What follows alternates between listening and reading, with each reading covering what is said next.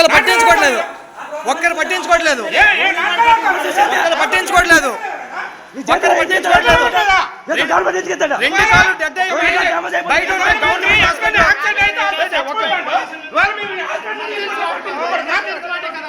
చూడండి,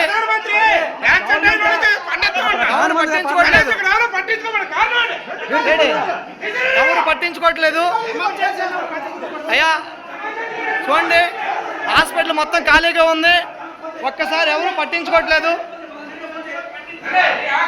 హాస్పిటల్లో చూడండి సుమారుగా గంట సేపు అవుతుంది, ఏ డాక్టర్స్ కానీ చూడండి హైవే మీద యాక్సిడెంట్ అయ్యి 2 కాళ్ళు డెడ్ అయిపోయింది, 2 కాళ్ళు డెడ్ అయిపోయి చాలాసేపు గవర్నమెంట్ శ్రీకాకుళం అడ్డుకోట గవర్నమెంట్ హాస్పిటల్లో చాలాసేపు ప్యానల్తో కొట్టిమెట్టి ఆడుతుండండి, చాలాసేపు ప్యానల్తో కొట్టిమెట్టి ఆడుతున్నాడు, చాలాసేపు కొట్టిమెట్టి ఆడండి ప్యానల్తో కొట్టిమెట్టి. ఒక్కరు ఏ డాక్టర్స్ రావట్లేదండి, ఏ డాక్టర్స్ పట్టించుకుని ఆత్రం లేదండి. ఇది మన గవర్నమెంట్ శ్రీకాకుళం అడ్డుకోటలో గవర్నమెంట్ తాలూకా నిర్వహణ. ఇది ఎమర్జెన్సీ వార్డు అండి, ఇది ఎమర్జెన్సీ వార్డు శ్రీకాకుళం అత్యవసర విభాగం కనబడుతుంది చూడండి.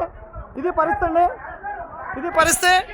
2 కాళ్ళు డెడ్ అయిపోయి, 2 కాళ్ళు డెడ్ అయిపోయింది, ఎవరు రాలేదండి, ఎవరు రావట్లేదండి. ఇది మన శ్రీకాకుళం గవర్నమెంట్ తాలూకా విద్యా విధానం, ఇది విధానం అండి.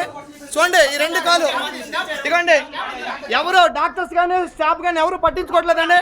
ఇది పరిస్థితి గవర్నమెంట్ ప్రభుత్వ తాలూకా విధి నిర్వహణ. ఒక్కరు కూడా రెస్పాండ్ అవ్వట్లేదండి. పేషెంట్ ప్యానల్తో కొట్టిపెట్టి ఆడుతున్నాడు, పేషెంట్ ప్యానల్తో కొట్టిపెట్టి ఆడుతున్నాడు.